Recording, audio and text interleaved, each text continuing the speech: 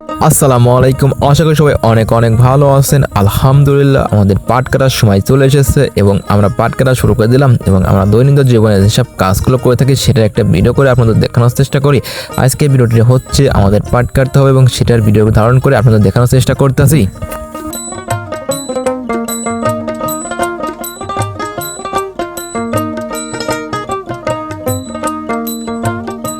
আজকে আমাদের এই জমিতে পাট কাটতে হবে, যার কারণে আমরা সকাল সকাল ঘুম থেকে উঠে খাওয়া দাওয়া সেরেই চলে এসেছি পাটের জমিতে পাট কাটার জন্য। এবং পাটের জমিতে আসার পর তার কিছুক্ষণ পর থেকেই শুরু হয় টিপি টিপি বৃষ্টি এবং বৃষ্টির মধ্যেই আমরা আমাদের কাজগুলো করে থাকতেছিলাম।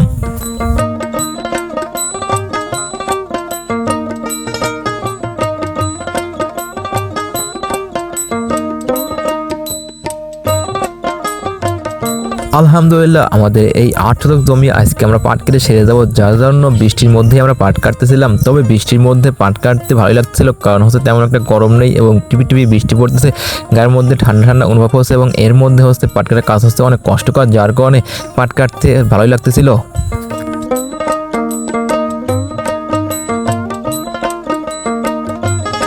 আমরা যখন পাট কাটছিলাম তখনই আমার চাচাতো ভাই আসছিল এবং সে কিছু কাঁচকলা কাটবে, যার জন্য ছোট ভাইকে রেখে নিয়ে গেছে।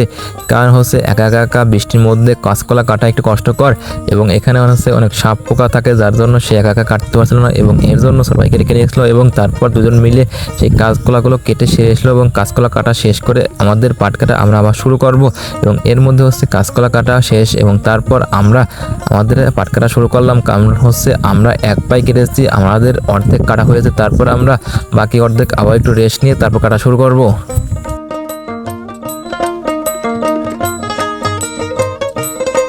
এরই মধ্যে আমাদের অর্ধেক পাট কাটা শেষ হয়ে গেছে এবং চাচাতো ভাই একটা কাঁঠাল নিয়ে আসলো এবং সেগুলো আমরা সবাই ভাগযোগ করে খাওয়া শুরু করলাম। কারণ হচ্ছে সকাল সকাল খেয়ে এসেছি, একটু ক্ষুধা ক্ষুধা লেগেছে, যার জন্য সবাই ভাগযোগ করে কাঁঠালটা খাওয়া শুরু করলাম।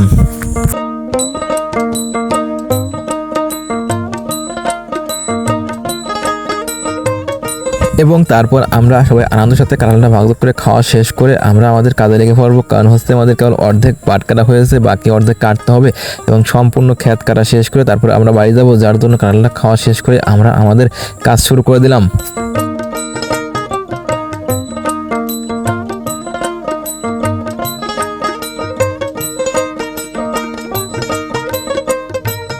এভাবেই আমরা অনেক সময় ধরে পাট কাটতেছিলাম, কারণ হচ্ছে পাট কাটার কাজ অনেক সময় লাগে, যার কারণে অনেক সময় ধরেই আমরা এই জমিতে পাট কাটতেছি এবং সকাল সকাল এসেছিলাম। তারপর আমাদের প্রায় দুপুর হয়ে গেছে এই জমিতে পাট কাটে সারতে এবং পাট কাটা শেষ করে আমরা হচ্ছে এই সমস্ত পাটগুলো এক জায়গায় জড়ো করে রেখে দেবো যাতে পাতাটা পড়ে যায়, যার জন্য এই পাটগুলো কাটা শেষ করে আমরা এখানে ছোট করে একটা কাজে দিতে হবে।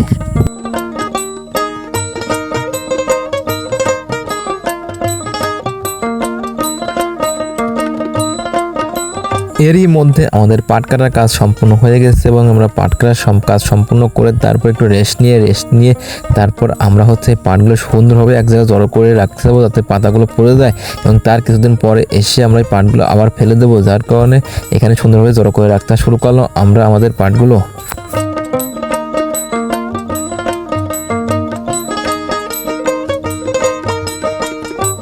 তবে একটা কথা আপনাদের জানিয়ে রাখা ভালো যে আমরা যখন এই পাটগুলো কাটছিলাম তখন টুপি টুপি বৃষ্টি পড়তেছিল এবং এই বৃষ্টির কারণে পাটের গাদিগুলো অনেক ভারী হয়ে গেছে এবং পাটের পাতা হচ্ছে সব থেকে তাজা আছে, যার কারণে এই পাটের পাতার ভার যেগুলো পানি পড়েছে এবং তারপর আমাদের এই গাদিগুলো ডাবল ভার হয়ে গেছে, যার কারণে আমাদের এই গাদিগুলো রাখতে অনেক কষ্টকর হচ্ছিল এবং অনেক সময় ধরে আমাদের এই গাদিগুলো দিতে হচ্ছিল। কারণ এই জিনিস নিয়ে তাড়াহুড়ো করে যাওয়া যায় না এবং পাটতলা হচ্ছে পাটের কাটার গোজা রয়েছে, যার কারণে হচ্ছে ধীরে ধীরে এই পাটের গাদিগুলো দিতে হচ্ছিল এবং অনেক সময় আমাদের লেগেছে এই গাদিটা দিতে।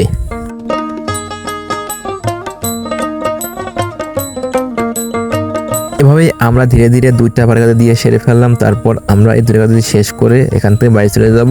তবে এখানে আমরা হচ্ছে ধানের চারা ফেলবো, যদি আল্লাহর রহমতে ভারী বৃষ্টি হয় তাহলে এসে এখানে সুন্দরভাবে কুপিয়ে তারপর ধানের চারা ফেলানোর জায়গা বানাইতে হবে, যার কারণে হচ্ছে আমাদের এই পাট কাটা কাটা হয়েছে এবং পাট কাটা শেষ করে আমরা বাড়ি চলে যাচ্ছি।